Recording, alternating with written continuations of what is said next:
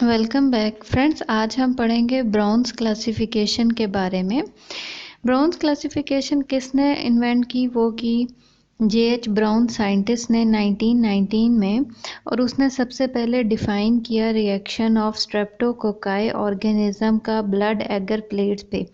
और वो blood eager में जो ब्लड यूज़ हुआ था वो शीप का था। So on the basis of hemolytic pattern on sheep blood agar सबसे पहले क्लासीफाई किया गया बाय J.H. ब्राउन।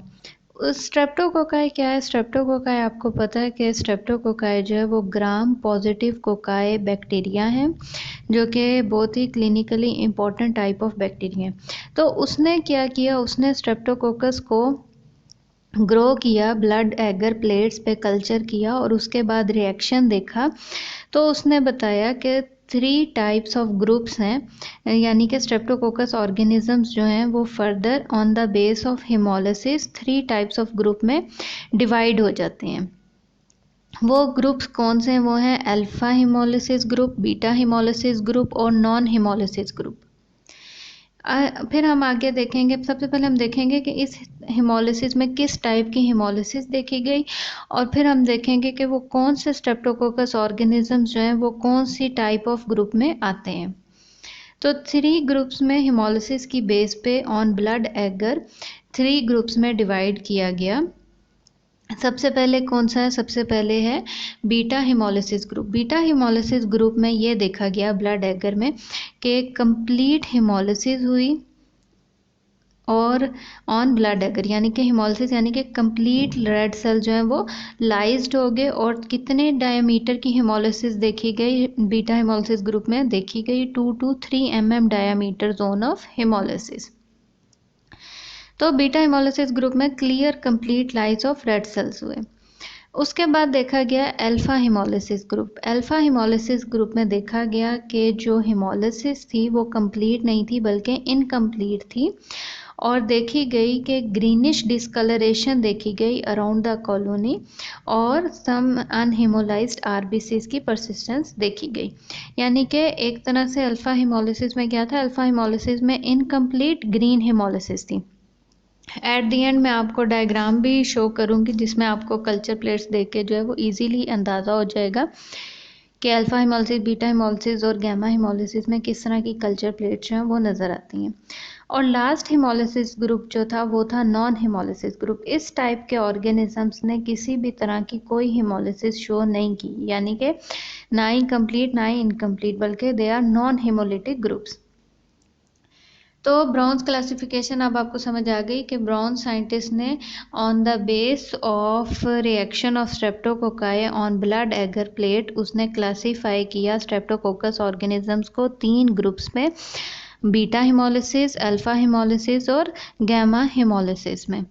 अब हम देखेंगे कि स्ट्रेप्टोकोकस के जो ऑर्गेनिजम्स हैं, बीटा हिमोलिसिस में कौन से ऑर्गेनिजम्स आते हैं, अल्फा हिमोलिसिस में कौन से ऑर्गेनिजम्स आते हैं और गैमा हिमोलिसिस में कौन से ऑर्गेनिजम्स आते हैं।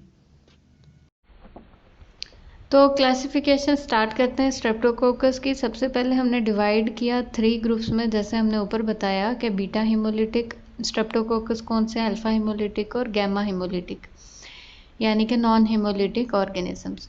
ये क्लासिफिकेशन जो है ये आप लोगों के लिए बहुत इंपॉर्टेंट है, क्योंकि जब आप इन ऑर्गेनिजम्स की यानी कि स्ट्रेप्टोकोकस पायोजेनिस या स्ट्रेप्टोकोकस नमोनिया की कल्चर करैक्टरिस्टिक्स पढ़ते हैं तो उसमें भी आपको ये क्लासिफिकेशन जो है इम्पॉर्टेंट रोल प्ले करेगी, क्योंकि आप कल्चर करैक्टरिस्टिक्स में ये लिख सकते हैं कि Streptococcus gram positive cocci beta haemolytic organism, इस तरह आप लोगों को ये हेल्प करेगी क्लासिफिकेशन। तो स्टार्ट करते हैं। बीटा हिमोलिटिक में कौन से स्ट्रेप्टोकोकस आते हैं ऑर्गेनिज्म? स्ट्रेप्टोकोकस पायोजेनिस और स्ट्रेप्टोकोकस ए गैलेक्टी।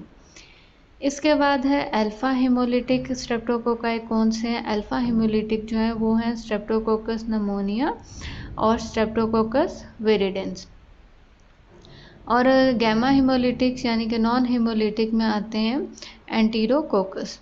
तो अब आपको याद हो जाएगा, क्योंकि अक्सर जो है वो मल्टीपल चॉइस क्वेश्चंस में भी आते हैं। ये क्वेश्चन आएगा कि which of the following streptococci organism is beta haemolytic, या इस तरह आ सकता है which of the following Streptococcus is alpha haemolytic या नॉन हिमोलिटिक या गैमा हिमोलिटिक। तो अगर आपको ये क्लासिफिकेशन याद होगी तो आपको बहुत इजीली याद हो जाएगा आंसर करना कि कौन सा स्ट्रेप्टोकोकस की स्पीशी या कौन सा स्ट्रेप्टोकोकस जो है वो हाँ अल्फ़ा है, बीटा है या गैमा हिमोलिटिक है। तो रिपीट करते हैं, स्ट्रेप्टोकोकस जो है वो डिवाइड होगा 3 टाइप ऑफ हिमोलिटिक ऑर्गेनिजम्स में, बीटा हिमोलिटिक, अल्फ़ा हिमोलिटिक और गैमा हिमोलिटिक। बीटा हिमोलिटिक जो है वो डिवाइड हो जाएंगे स्ट्रेप्टोकोकस पायोजेनिस और स्ट्रेप्टोकोकस एगलेक्टी, यानी कि स्ट्रेप्टोकोकस पायोजेनिस और स्ट्रेप्टोकोकस एगलेक्टी ये ब्लड एगर पे कंप्लीट हिमोलिसिस शो करेंगे, इसलिए इनको हम बीटा हिमोलिटिक कहेंगे ऑर्गेनिजम्स। और स्ट्रेप्टोकोकस नमोनिया और स्ट्रेप्टोकोकस विरिडेंस जो है ये इनकम्प्लीट हिमोलिसिस शो करेंगे, ग्रीनिश डिस्कलरेशन शो करेंगे, इस वजह से ये अल्फा हिमोलिटिक ऑर्गेनिजम्स कहलाते हैं।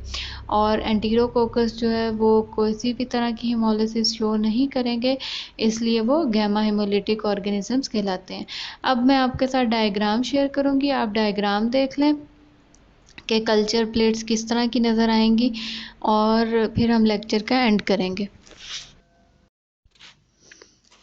अब आप देखें, आपकी लेफ़्ट साइड से बीटा हिमोलिसिस प्लेट है जिसपे देखें कंप्लीट लाइज हुए हैं रेड सेल्स, जबकि अल्फ़ा हिमोलिसिस में इनकम्प्लीट लाइसिंग है और गैमा हिमोलिसिस में किसी भी तरह की जो है वो रेड सेल जो है वो लाइज नहीं हुए। तो अगर आपको इस तरह की पिक्चर भी दिखाई देगी या इस तरह आपको फ़ोटो दिखाई जाती है और इमेज दिखाया जाता है और नीचे लिखा जाता है एग्जांपल्स दें, तो आप लिख सकते हैं बीटा हिमोलिसिस में स्ट्रेप्टोकोकस पायोजेनिस, अल्फ़ा हिमोलिसिस में स्ट्रेप्टोकोकस नमोनिया और गैमा हिमोलिसिस में एंटीरोकोकस। तो ये लेक्चर आज इधर कंप्लीट होता है, फिर मिलेंगे एक नए लेक्चर के साथ। तब तक अपना बहुत ख्याल रखिए। अगर आपको कोई भी क्वेश्चन है तो कमेंट्स में लिखिए, अगर कोई नया टॉपिक सजेस्ट करना चाहते हैं तो वो भी प्लीज़ बताइए। मैं कोशिश करूँगी कि उस टॉपिक के मुतालिक भी लेक्चर जो है वो तैयार कर सकूँ। फिर मिलेंगे एक नए लेक्चर के साथ, तब तक अपना बहुत ख्याल रखिए। Thank you so much.